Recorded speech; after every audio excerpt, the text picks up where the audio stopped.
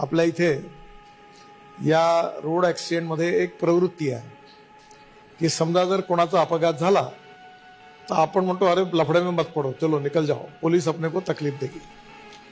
पण आता सुप्रीम कोर्टाने निर्णय केलेला आहे की रोड ॲक्सिडेंटमधल्या व्हिक्टीमला जो मदत करेल त्याला कुठल्याही प्रकारे पोलीसकडनं चौकशी होणार नाही, त्रास दिला जाणार नाही.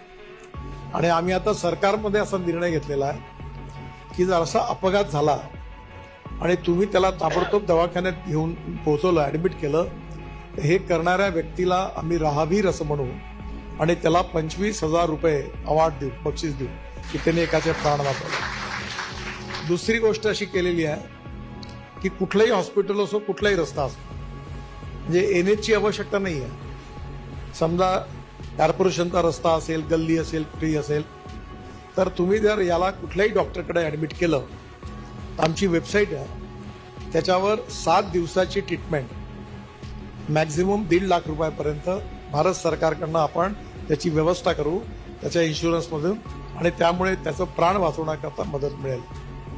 या दिल्लीच्या एम्सने असा रिपोर्ट दिलेला आहे की आपण जर अशा प्रकारे जर लोकांना मदत केली तर आपण 50,000 लोकांचे प्राण वाचवू शकतो, 50,000 लोकांचे.